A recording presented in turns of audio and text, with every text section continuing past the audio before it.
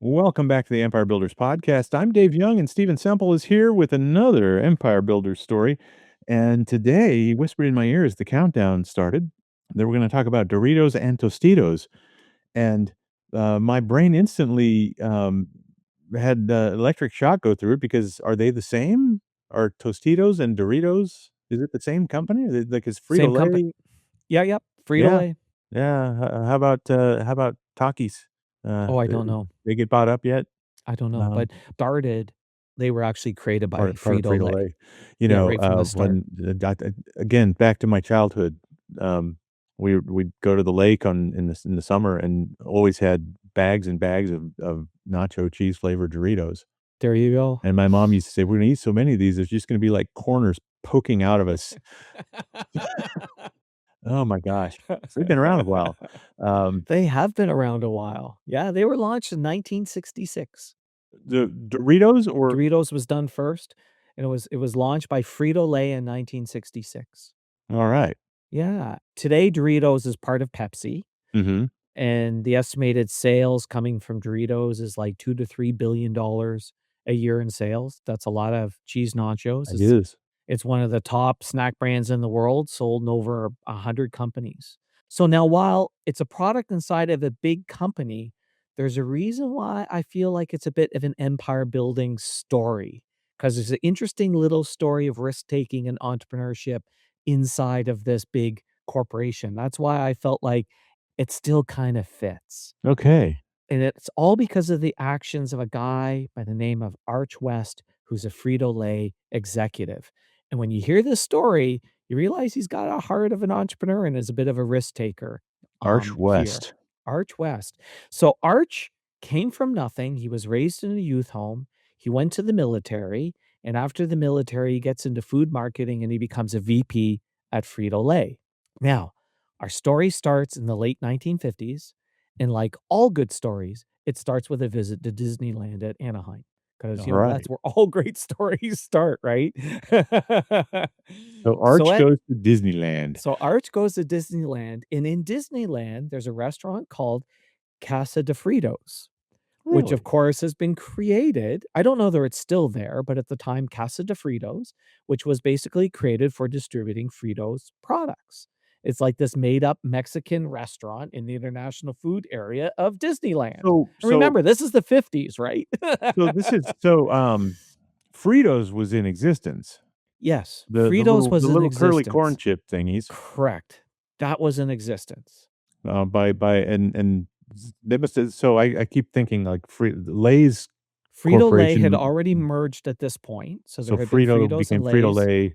Yep, so it was Frito-Lay, wasn't part of Pepsi yet, but it was Frito-Lay, Yeah. and they had this restaurant in Disneyland called Casa de Fritos for distributing Frito products.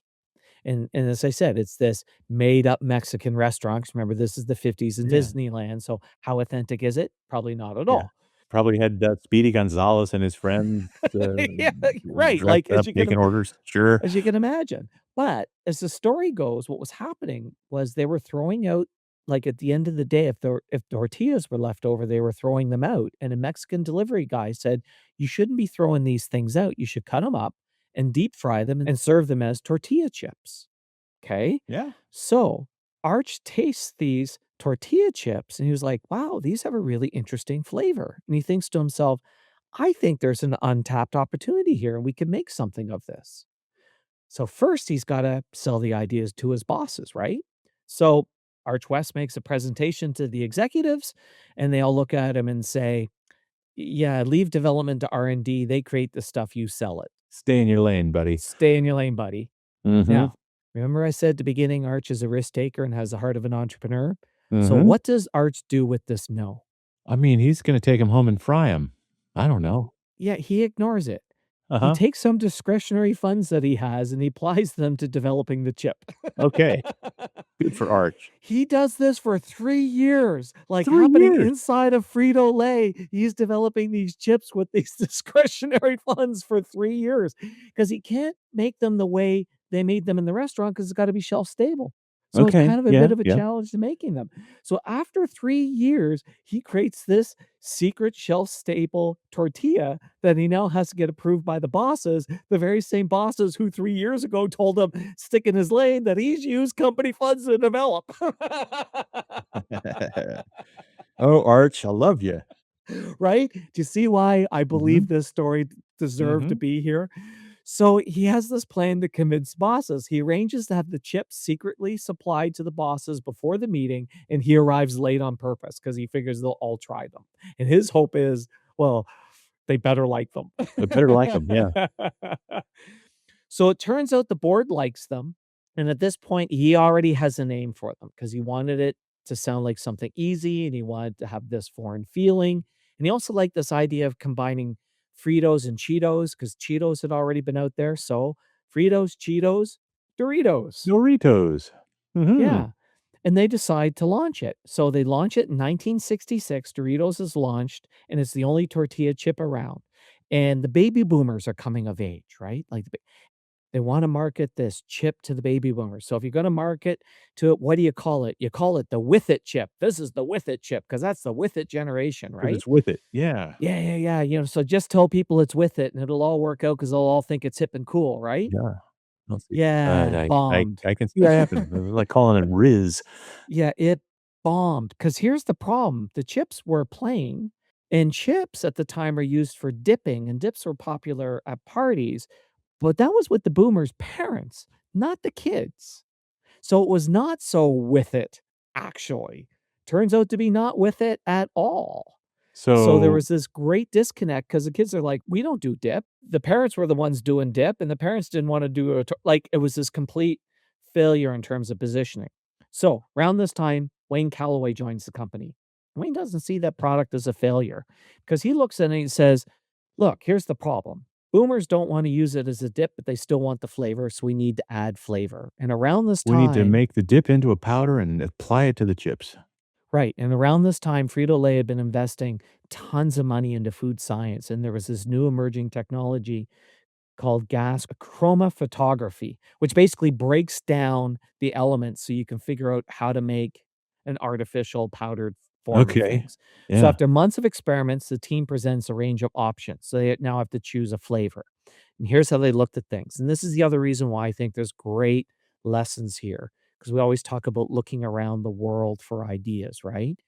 Taco Bell had come on the scene around this time and was growing really, really quickly and was super popular. Like when Taco Bell first came out, it exploded. So the first flavor they looked at was Stay tuned. We're going to wrap up this story and tell you how to apply this lesson to your business right after this. Hey, What? shh, Steven created something new. That's not surprising. Why are you being so quiet? Well, not very many people know. Really? Yes, it's new and it's amazing. Like tail wagging amazing? Mm-hmm. Well, tell me. Using storiestosell.com. Okay. It's a new free 90-minute session Why? because people have a hard time figuring out how to tell their business story. Yeah, and? This leverages Steven's TEDx talk on the 4 ingredients for telling a compelling story. It's a great talk for sure, but how can... Don't worry, you'll get help figuring out your story quickly and you'll have one you can use right away. You'll even learn where to use it. Wow, that's amazing. Yeah, you can sign up at usingstoriestosell.com. Wait, isn't our tea time coming up? Oh, yeah, let's go. You're away, Dave. Let's pick up our story where we left off, and trust me, you haven't missed a thing. Taco Bell had come on the scene around this time and was growing really, really quickly and was super popular. Like when Taco Bell first came out, it exploded. Right. So the first flavor they looked at was taco flavor Okay, yeah.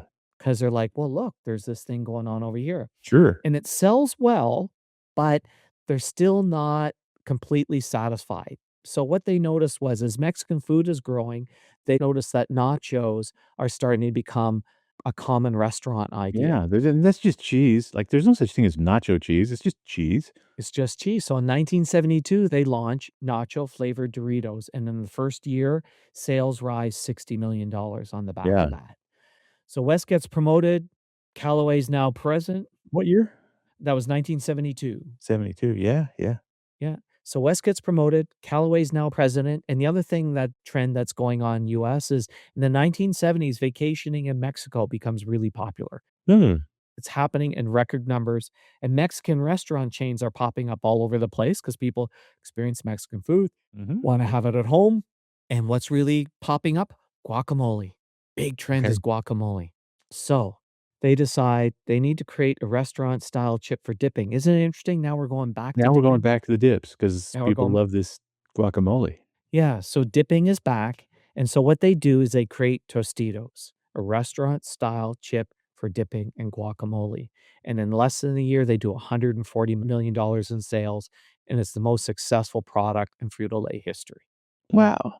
The other fun thing they do is in 1986, they create a flavor for Doritos called Cool Ranch flavor, and the only reason why I love sharing is this has a really funny circular story because they came across this ranch dressing from this little tiny company called Hidden Valley and Right. called and they looked at that flavor and they went, "That'd be a great flavor for the Doritos." And they just called it Cool Ranch rather than Ranch.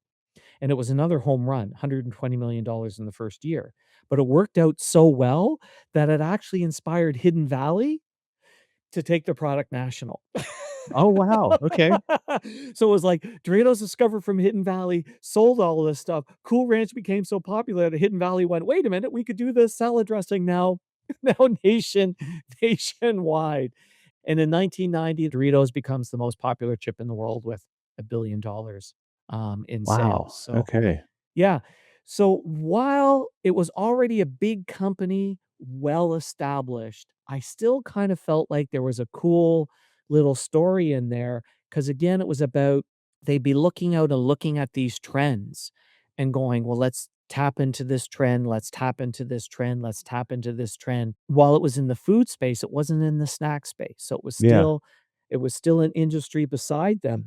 I have to admire his good spa of being told no and then taking to company discretionary funds and And basically yeah, spending and 3 years developing the product right under their noses.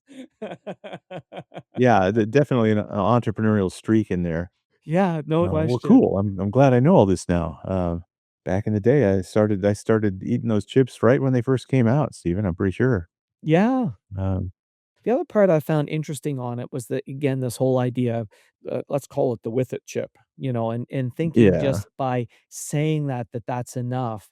And then on top of that, having a product that was also completely out of sync with the market that you were trying to go to, because it had to be dipped, and their target market was not dipping, it was their parents that was dipping. Like, I just found that so interesting that there was that much of a disconnect in terms of, "Well, let's just call we our socioeconomic studies say this, so let's just call it that, and we'll make it so," and we see that so often as a mistake in marketing where it's like, no, you actually have to freaking understand your customer Yeah. and not just from a, oh, they're 26 years old and they draw like, how do they think? How do they behave? How do they act? Where are they consuming? Oh, they consume the product while at the beach. Okay, well, they're not freaking taking dip, Right, right.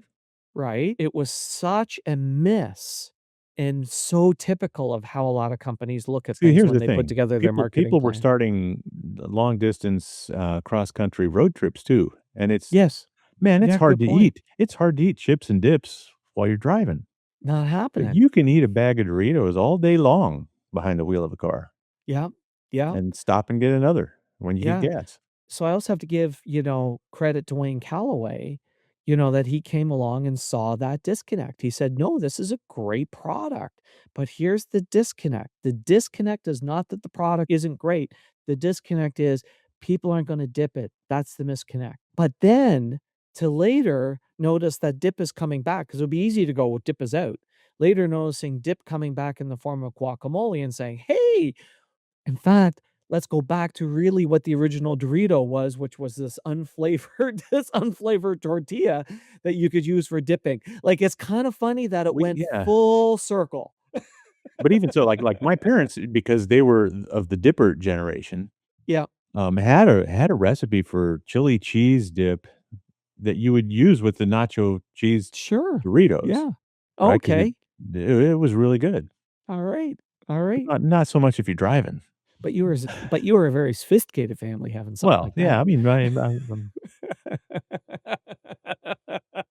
absolutely. So so again, I just thought it was an interesting story. And again, one of those ones, keeping your eye out, looking at a little bit outside your industry, because all of these ideas came from trends they saw in the restaurant industry, not the snack food Yeah. industry. Yeah. Good Yeah. observations. Well, thank you. Yeah. Now I know a lot more about, Doritos and Tostitos and why I don't dip anymore. And it's funny when you think about the recent Doritos advertising, when you talk about, like, your mom making the comment, Doritos now runs a lot of ads where they don't even use the word Doritos in the ad, they just show the triangle. Sure. And as soon as you show that triangle, what do we all think? That's classic brand code, right? I mean, Right? um, Yes. McDonald's is doing that. They're just either With the using arches. just Yep. the arch, Or or even a piece of the arch. and then just the sound, just ba ba Yep. ba ba ba. Yeah. That's it. But Once but it once just went. you once you get into empire territory, you can start doing fun things like that. Yep, and really own the mind and really own the space. Hats off to, the host of Frito-Lay in terms of the stuff that happened over there, and I just, again, didn't exactly fit our stuff, but I thought it did enough just because of the craziness No, that happened inside the company. I'm down for a fun story about, business and food. Yeah, rebels inside the 4 walls. That's right. Thanks, Steven. Alright, thanks, David. Thanks for listening to the podcast. Please share us, subscribe on your favorite podcast app, and leave us a big, fat, juicy 5-star rating and review at Apple Podcasts. And if you'd like to schedule your own 90-minute empire building session, you can do it at empirebuildingprogram.com.